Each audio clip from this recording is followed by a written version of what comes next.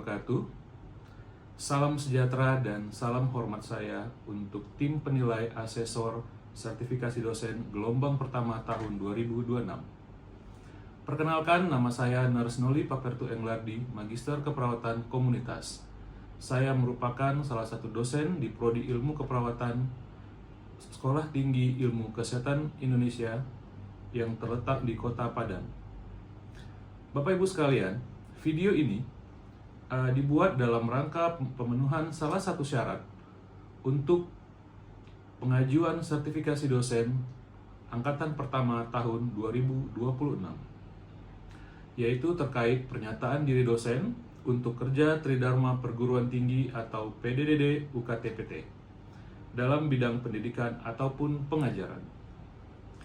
Adapun mata kuliah yang akan saya ambil sebagai contoh dalam pembelajaran di video ini yaitu perkuliahan dengan mata kuliah keselamatan pasien dan K3 dalam keperawatan. Dengan topik video pembelajaran kali ini yaitu identifikasi upaya pencegahan penyakit akibat kerja dalam keperawatan. Adapun mata kuliah ini merupakan mata kuliah wajib yang akan dilaksanakan pada mahasiswa semester 4 dengan beban SKS 2 yang terdiri dari 1 SKS teori serta 1 SKS praktikum. Adapun dari deskripsi mata kuliah yang akan kita sampaikan pada pertemuan kali ini yaitu deskripsinya melakukan pemenuhan kebutuhan keselamatan pasien serta kesehatan dan keselamatan perawat dalam memberikan asuhan keperawatan klien. Aspek penting yang harus menjadi perhatian dalam perkuliahan ini yaitu keselamatan pasien dan mengatur lingkungan pelayanan keperawatan dalam memberikan asuhan keperawatan yang aman dari hazard serta risiko kesehatan di tempat kerja baik di dalam gedung maupun di luar gedung. Konsep dasar dalam kesehatan kerja ini diterapkan dalam setiap tahap proses keperawatan sejak pengkajian hingga sampai kepada evaluasi. Pembahasan pada mata kuliah ini akan ditekankan pada upaya mengenali hazard serta risiko dari berbagai upaya dan meminimalkan pada setiap tahap proses keperawatan. Proses pembelajaran kali ini akan dilakukan berdasarkan pertanyaan ataupun question based learning atau CBL, collaborative learning, belajar berdasarkan kasus atau masalah, serta klarifikasi narasumber melalui ceramah, interaksi, dan role play di kelas. Baik, Bapak Ibu sekalian, saya akan menyampaikan CPL Prodi dalam mata kuliah ini. Yang pertama yaitu bertakwa kepada Tuhan Yang Maha Esa serta mampu menunjukkan sikap yang religius. Yang kedua, menjunjung tinggi nilai kemanusiaan dalam menjalankan tugas berdasarkan nilai agama, moral, dan etika. Yang ketiga, menghargai keanekaragaman, budaya, pandangan agama, dan kepercayaan, serta pendapat atau temuan orisinil dari orang lain. Nah, di sini juga saya akan menyampaikan CPMK dari pembelajaran mata kuliah ini. Yang pertama, CPMK dalam pembelajaran ini yaitu mahasiswa mampu mengidentifikasi upaya pencegahan penyakit akibat kerja dalam keperawatan. Yang mana subs dari CPMK mata kuliah ini yaitu mahasiswa mampu mengenali dan merespon terhadap adverse event. Kedua, mahasiswa mampu menggunakan teknologi dan peningkatan keselamatan pasien. Ketiga, mahasiswa mampu melakukan peran tim untuk keselamatan pasien. Keempat, mahasiswa mampu mengetahui penyakit akibat kerja pada perawat. Yang kelima, mahasiswa mampu mengetahui penyakit atau cedera akibat kerja pada perawat. Yang keenam, mahasiswa mampu mengetahui upaya pencegahan dari penyakit akibat kerja tersebut. Nah, itulah sub CPMK yang nantinya akan saya jelaskan dalam video pembelajaran kali ini. Yang mana pada metode pembelajaran kali ini, kita akan menggunakan metode ceramah ataupun diskusi pada mahasiswa, membuat sebuah simulasi dengan media PowerPoint, LCD, laptop atau PC, dan alat peraga dalam mempraktikkan bagaimana cara mengutamakan keselamatan saat bekerja. Adapun penilaian pada mata kuliah ini yaitu di sini saya merubrikkan bahwasannya Penugasan kelompok pada mata kuliah ini akan diberikan nilai atau bobot sebesar 20%, sementara praktikum itu sebesar 50%, UTS 15% dan UAS 15%. Yang mana pengukuran nilai UTS dan UAS ini akan dilaksanakan secara tertulis dan praktik. Penilaian pada mata kuliah ini sudah diukur dan dilakukan berdasarkan rubrik dari teknis pemahaman konsep. Semua instrumen sudah dirancang untuk mengukur pencapaian kompetensi mahasiswa secara menyeluruh, baik kognitif, efektif, maupun psikomotor. Baik, Bapak Ibu sekalian dan teman-teman, berikut contoh praktik pembelajaran mata kuliah keselamatan pasien dan K3 dalam keperawatan dengan topik mengidentifikasi upaya pencegahan penyakit akibat kerja dalam keperawatan. Selamat menyaksikan. Baik. Bismillahirrahmanirrahim. Assalamualaikum warahmatullahi wabarakatuh. Waalaikumsalam warahmatullahi wabarakatuh. Baik teman-teman sekalian, terima kasih ya karena sudah hadir sesuai dengan jadwal yang sudah ditetapkan. Apakah teman-teman pada hari ini siap untuk melaksanakan perkuliahan? Siap. Oke, baik. Sebelum kuliah, ya, ada baiknya kita berdoa menurut kepercayaan dan ajaran kita masing-masing. Berdoa dimulai.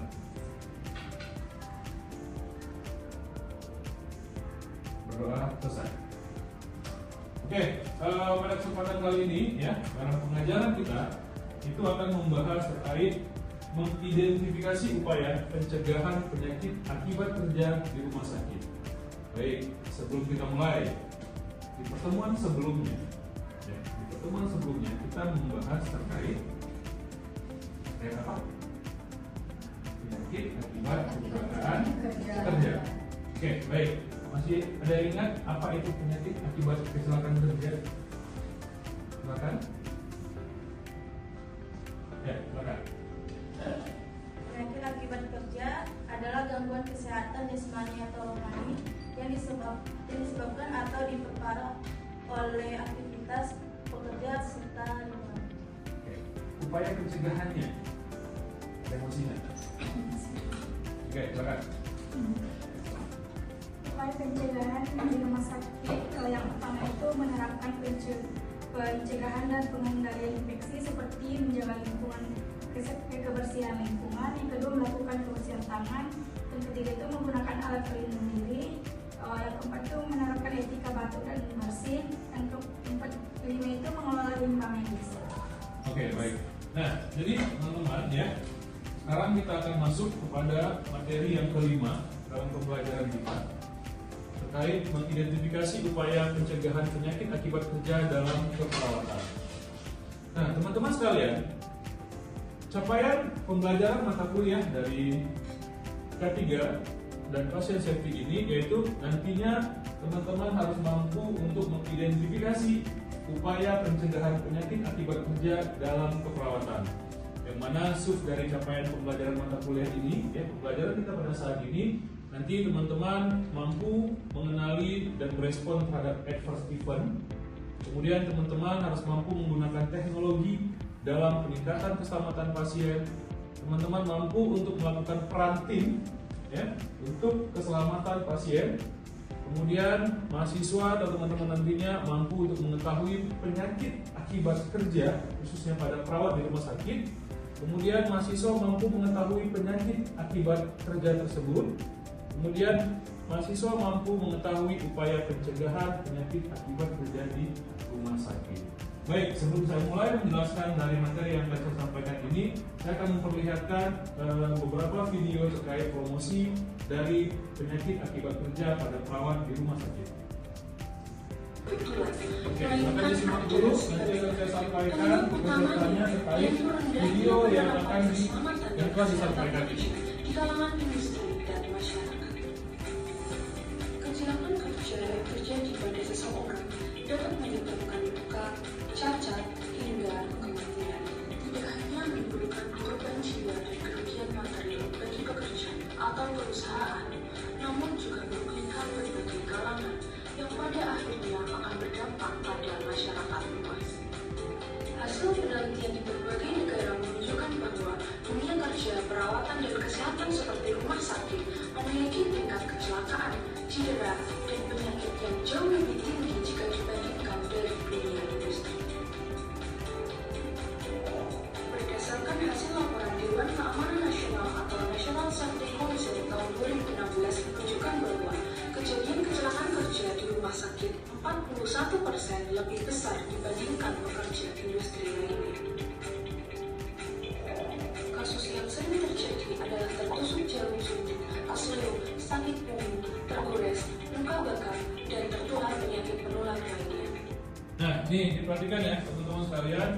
Ini ada beberapa kasus yang mungkin ya, tapi yang sering terjadi di rumah sakit ya terkait kecelakaan maupun kesalahan kerja, yaitu keseleo, ya, tertusuk jarum, sakit punggung atau sakit tulang punggung belakang, luka bakar, tergores dan tertular penyakit menular. Nah, nanti teman-teman coba pikirkan terlebih dahulu kira-kira penyebab dari permasalahan ini apa saja. Oke, kita lanjutkan kembali. Faktor pengetahuan nakes, tindakan yang tidak memenuhi prosedur keselamatan dan kesehatan kerja, kebijakan instansi, serta penggunaan APD turut memberikan pengaruh yang signifikan terhadap kejadian kecelakaan kerja pada tenaga kesehatan di rumah sakit. Oleh karena itu, untuk menghindari kecelakaan kerja, kita perlu mengetahui tentang APD.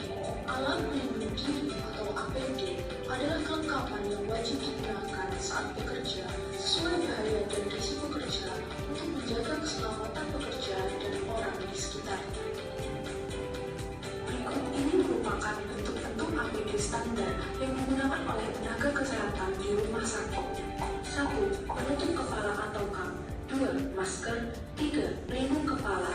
4. Sarung tangan.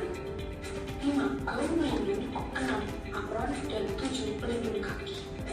Apa saja saran dan usulan perbaikan yang bisa kita lakukan untuk mengurangi kasus kecelakaan kerja pada tenaga kesehatan di rumah sakit? Saran teknisnya adalah mengadakan revisi SOP baru setiap 3 bulan, training atau pelatihan bagi karyawan baru maupun karyawan lama, sehingga mereka dapat meningkatkan kesadaran masing-masing individu untuk melatih budaya kerja secara aman atau safe culture. Saran manajemen adalah sebagai berikut. 1. Merekomendasikan kepada pihak manajemen rumah sakit untuk membuat instrumen safe atau unsafe action khusus bagi tenaga kesehatan. 2. Membuat kebijakan terkait advokasi status kesehatan nakes yang berhubungan dengan penyakit akibat kerja dan pemberian vaksinasi sebagai tindak pencegahan. Saran bagi perawat.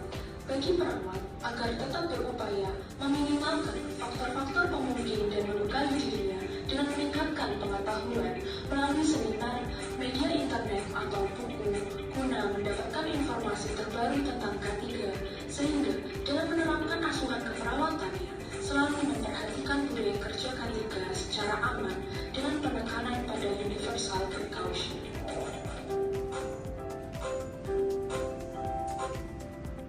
Oke, baik teman-teman sekalian. Dari video yang sudah kita tampilkan tadi, kira-kira apa yang bisa teman-teman ambil pembelajaran dari video yang sudah disampaikan tadi? Ya, silakan teman-teman sekalian yang bisa menjawab.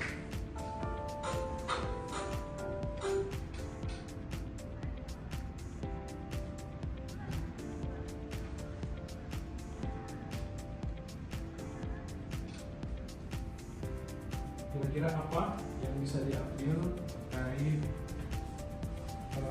beberapa potongan video informasi yang sudah disampaikan tadi? Silakan. Dari video mungkin yang bisa diambil dari terkait cara untuk mengurangi risiko kecelakaan kerja itu mungkin dari penggunaan APD, terus juga dilakukan sesuai SOP. Kejadian yang tidak diinginkan. Seperti apa kejadian yang tidak diinginkan? Mungkin seperti tertusuk jarum suntik, terpeleset, terjatuh dan tersebar keluar pasien. Mungkin salah satunya adalah pasien mengalami keluar pasien yang mungkin merasa lelah, letih ataupun merasa tidak nyaman di ruangan, sehingga itu mungkin nanti dengan ketidaknyamanan yang dialami oleh pasien itu bisa mengakibatkan evaluasi akar masalah dari permasalahan pembelajaran dan organisasi di ruang ataupun di rumah sakit yang kita tempat bekerja.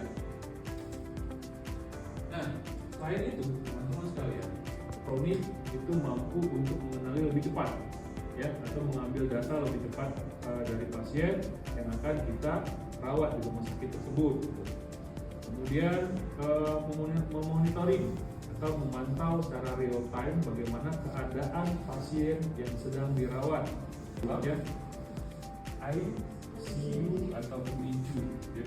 Itu butuh pemantauan yang efektif dan berkala gitu.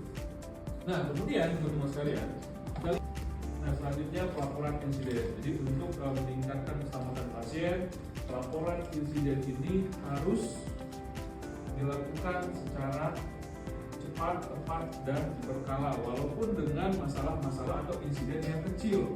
Jadi pelaporan sekecil sebagai perawat dalam berkolaborasi dengan tim lain dalam keselamatan pasien. Itu di rumah sakit biasanya berkolaborasi dengan siapa saja? Dokter memberikan nutrisi kepada pasien yang dirawat di rumah sakit, sehingga dari permasalahan yang ditemukan intake nutrisi bisa sesuai, bisa dikolaborasikan, dibicarakan dengan ahli gizi, sehingga gizi yang akan diberikan kepada pasien sesuai dengan kebutuhan asuhan perawatan yang kita lakukan di pelayanan rumah sakit. Pengetahuan seseorang terkait kesehatan dan keselamatan kerja, maka akan semakin baik juga tindakan ataupun perilaku seseorang untuk melakukan budaya dari keselamatan itu sendiri, ataupun tentang resign dari tempat kerja, sehingga nanti rugi lagi di rumah sakitnya, ya, karena ketidaksesuaian antara pekerja dengan beban kerja yang dilakukan di tempat kerja, ya, pada pasien dan lain dan sebagainya. Nah, kalau kita berbicara penyakit akibat kerja seperti cedera punggung, ya, paparan kimia dan sebagainya, PAK itu konsep dasarnya adalah PAK, ya. Kalau kita bicara konsep dasar PAK adalah dengan penyakit. Kesehatan itu berhubungan dengan perilaku biasanya, perilaku manusia. Dan kesehatan itu biasanya terjadi karena paparan. Nah, seperti mungkin yang pernah saya sampaikan terkait resiko ekonomi, semakin sering seseorang melakukan tindakan coba untuk, ya, sebagai untuk melakukan tindakan injeksi atau pemasangan infus, kemudian juga ada handscoon untuk sebagai APD, di sini juga ada suntikan atau injeksi, ini juga ada injeksi infus dan obat. Mungkin nanti kita akan cobakan beberapa kerja khususnya pada perawat di rumah sakit. Kemudian mahasiswa mampu mengetahui penyakit akibat kerja tersebut. Kemudian mahasiswa mampu mengetahui upaya pencegahan penyakit akibat kerja di rumah sakit. Baik, sebelum saya mulai menjelaskan dari materi yang akan saya sampaikan ini, saya akan selalu memperhatikan budaya kerja KTK secara aman dengan penekanan pada universal precaution.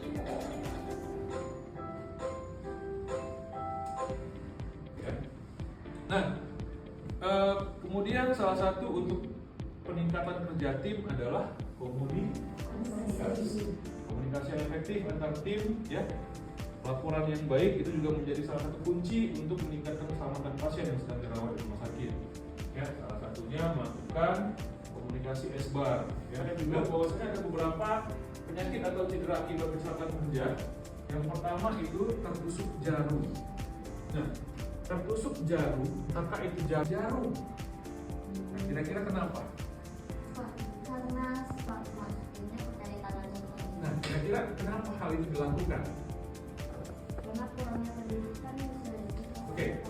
Tenaga kesehatan ataupun orang sekitar untuk merapikan ataupun membereskan dari hazard atau resiko yang ada di tempat tersebut. Nah, kemudian cedera punggung. Nah, cedera punggung ini juga banyak terjadi dengan perawat karena apa? Karena tidak memperhatikan, yang pertama adalah beban. Ya, ya. Beban perawat seperti mengangkat pasien.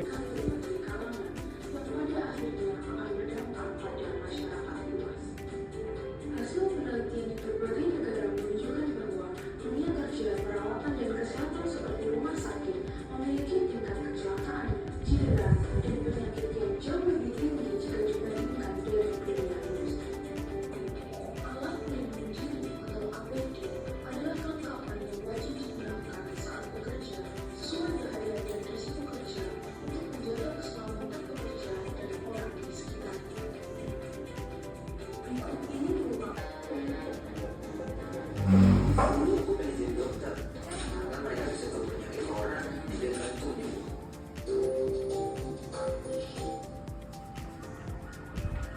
dari capaian pembelajaran mata kuliah ini, ya, pelajaran kita pada saat ini, nanti teman-teman mampu mengenali dan respon terhadap adverse event. Kemudian teman-teman harus mampu menggunakan teknologi dalam peningkatan keselamatan pasien. Teman-teman harus disimak dulu, nanti akan saya sampaikan beberapanya terkait video yang telah disampaikan ini. di kalangan industri dan masyarakat. Kegiatan kerja yang terjadi pada seseorang dapat menyebabkan luka, cacat, hingga kematian. Kejadian kecelakaan kerja di rumah sakit 41% lebih besar dibandingkan pekerja industri lainnya. Kasus yang sering terjadi adalah tertusuk jarum suntik, asoyo, sakit punggung, tergores, luka bakar, dan tertular penyakit menular lainnya. Nah, yang tertusuk jarum, sakit punggung atau sakit tulang punggung belakang, luka bakar, tergores, dan tertular penyakit menular. Nanti teman-teman coba pikirkan terlebih dahulu kira-kira penyebab dari permasalahan ini apa saja. Oke, selanjutnya coba identifikasi pemberian obat pada pasien. Karena apa? Karena tidak sesuai dengan SOP, prosedur, dan pemberian obat yang baik dan benar. Nah, sekarang sudah ada teknologi yang membantu untuk melaksanakan pemberian obat yang baik dan benar. Ya, bagaimana cara atau ergonomi yang baik dan benar untuk melakukan tindakan seperti menyuntik dan memasang bungkus secara ergonomi. Bagaimana ergonomi ini ya? Pencegahan dari permasalahan ergonomi yaitu posisi atau cara pada saat melakukan injeksi. Biasanya kan kebanyakan teman kalau melakukan injeksi kan membungkuk nih. Nanti coba kalau membuka spare, maksudnya membuka tutup agar tidak terjadi kecelakaan kerja ataupun penyakit akibat kerja, karena nanti pada dasarnya spare mampu untuk mengeluarkan penyakit dari apa yang sudah dilakukan pada pasien. Bagaimana? Nah, kita akan contoh. Kira-kira menurut Suci, bagaimana cara memakai jarum suntik yang benar dulu deh gitu. Gampang dibuka dengan satu tangan. Ya, membuka injeksi dengan satu tangan.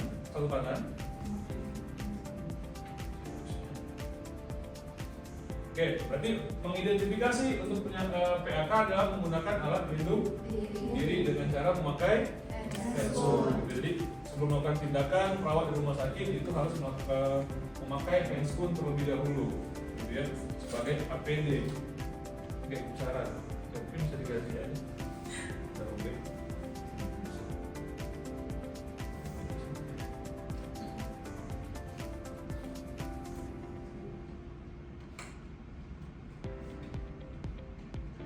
Oke, baik.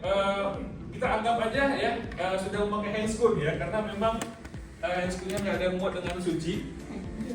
Oke, nggak apa-apa. Oke. Langsung injeksi. Oke, ya silakan.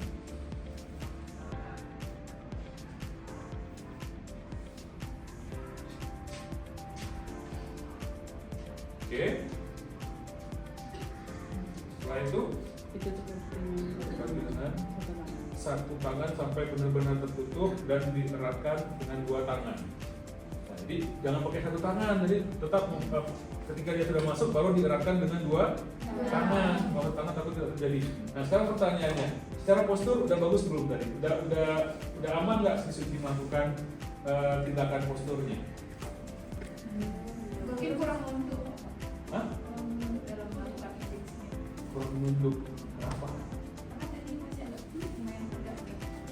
Secara postur ergonomi gimana teman-teman sekalian? Sudah baik. Kemudian Mungkin karena suci ini kan karena apa ya Pak? Rendah, sedangkan suci tinggi, jadi resiko untuk ergonominya itu juga tinggi. oke, kalau resikonya mungkin tinggi, tapi apa yang sudah dilakukan pertanyaannya? Sudah benar atau belum? Sudah, gitu ya. Kenapa saya bilang sudah? Karena memang secara postur dia sudah melakukannya dengan postur yang bagus tanpa menunduk ataupun membungkuk secara keseluruhan badan. Jadi memang nanti teman-teman ketika di lapangan dalam melaksanakan tindakan injeksi ataupun tindakan kepelautan lainnya diusahakan sesuai dengan ergonomi ya, tidak membungkuk ataupun tidak terlalu menunduk seperti itu. Sehingga walaupun badan terlalu tinggi dan sebagainya ataupun badan yang tinggi juga, sehingga nanti pada prosesnya dilaksanakan dengan baik dengan skill yang baik gitu ya. Nah kemudian juga tadi sampaikan bahwasanya dalam menanggulangi PAK ya, penyakit akibat kerja juga harus memakai handscoon, masker dan sebagainya. Tadi sudah disampaikan juga, sudah dicontohkan juga bagaimana cara melakukan pembukaan dan pemasangan injeksi atau jarum suntik gitu ya, yang baik dan benar, sehingga pada praktiknya di lapangan tidak terjadi kecelakaan, busuk ataupun penyakit menular. Oke, baik teman-teman ya, mungkin cukup sampai sekian ya pembelajaran kita pada hari ini. Nah, pesan saya ya terkait pembelajaran yang sudah kita sampaikan, diskusi yang pertama adalah jaga kesehatan dan keselamatan kerja minimal dari kita dulu, individu pribadi. Kita mampu untuk mengidentifikasi dulu tuh bahaya ataupun risiko penyakit yang ada di sekitar. Contoh, mungkin tatanan letak di rumah, di kos ataupun di tempat kerja. Kemudian identifikasi, eliminasi bahaya yang ada, hindari bahaya yang sudah kita identifikasi tersebut, sehingga nanti ke depannya teman-teman bisa terjaga khususnya dari permasalahan ergonomi dan masalah kesehatan ya. Salah satu upaya untuk menjaga kesehatan dan keselamatan adalah pola hidup yang sehat. Semakin sehat pola hidup kita, semakin baik aktivitas fisik yang kita lakukan, maka pekerjaan yang kita lakukan juga akan semakin baik ke depan. Baik teman-teman sekalian, itu saja ya. Nanti Bapak akan mengirimkan penugasan kepada teman-teman sekalian, dan yang mana link tersebut berisi identifikasi ya hazard ataupun bahaya di lingkungan sekitar teman-teman, yang mana nanti itu terkait hazardnya yang mengakibatkan terjadinya kesehatan kerja yang berisiko terjadi untuk penyakit akibat kerja ataupun kesehatan yang ada di tempat kalian tinggal ataupun di tempat kalian beraktivitas sehari-hari. Oke, baik itu saja. Nanti penugasan akan saya kirimkan melalui Google Form, melalui WA group teman-teman sekalian. Terima kasih atas waktunya hari ini ya. Banyak maaf, semoga apa yang didapatkan ataupun yang didiskusikan pada siang hari ini bermanfaat untuk kita semua. Saya akhiri, wabillahi taufiq wal hidayah. Wassalamualaikum warahmatullahi wabarakatuh. Waalaikumsalam warahmatullahi wabarakatuh. Terima kasih telah menonton video pembelajaran saya ini. Sebagai closing statement, saya akan menyampaikan bahwasannya pembelajaran bukanlah sekedar transfer ilmu antara dosen dan mahasiswa, melainkan membentuk sebuah karakter yang peduli akan lingkungan sekitar, peduli akan kesehatan, peduli akan keselamatan, baik itu secara individu maupun keluarga dan masyarakat sekitar. Terima kasih Bapak Ibu sekalian, besar harapan saya video pembelajaran kali ini menjadi penilaian yang positif untuk syarat dosen sertifikasi tahun 2026. Banyak maaf, terima kasih. Saya akhiri, wassalamualaikum warahmatullahi wabarakatuh. Salam selamat, salam sehat.